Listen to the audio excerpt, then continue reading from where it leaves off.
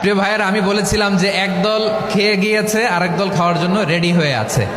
তো কোনো দল এটা নিয়ে কোনো কথা বলল না। আপনারা এটাকে নিজের গায়ে যে মাখালেন, এটা ঠিক হয়নি।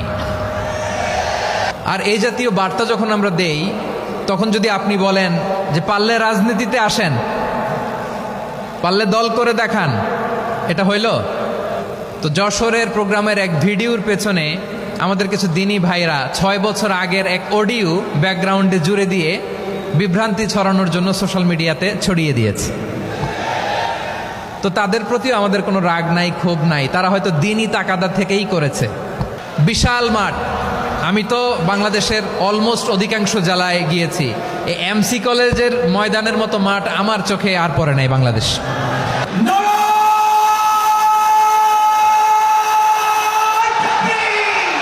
দাওয়াতের ময়দানে আছে মুমিন প্রাণে আল্লামা সাঈদীর উত্তরসূরি।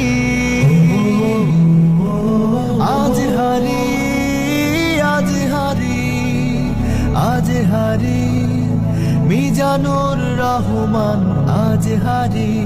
সিলেটের আলিয়া মাদ্রাসার যে ময়দান, সেখানে দীর্ঘ 33 বছর 34 বছর সরাসরি কোরআন থেকে তাফসির করে আপনাদেরকে শুনিয়েছেন এই ভূখণ্ডের তাফসির জগতের কিংবদন্তি শহীদ মরহুম আল্লামা দেলোয়ার হোসেন সাঈদী রহিমাহুল্লাহ।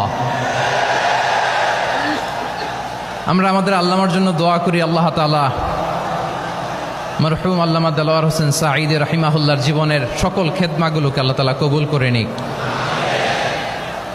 ওনার কবরটাকে আল্লাহ তাআলা কোরআনের নূর দিয়ে মোনাওয়ার করে দিক।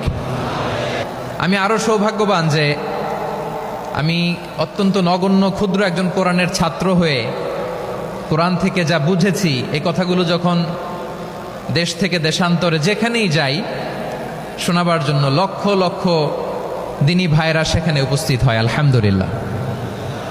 এবং যারা আসতে পারেন না, এরকম কোটি কোটি বনি আদম পরবর্তীতে সোশ্যাল মিডিয়ার কল্যাণে তারা কথাগুলো শোনেন, আলহামদুলিল্লাহ।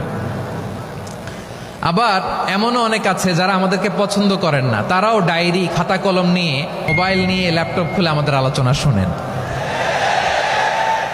আমি তাদেরকেও ভালোবাসি, কারণ আমার স্লোগান হচ্ছে হেরে যাবে ওদের হিংসা, ষড়যন্ত্র, জিতে যাবে আমাদের ভালোবাসা।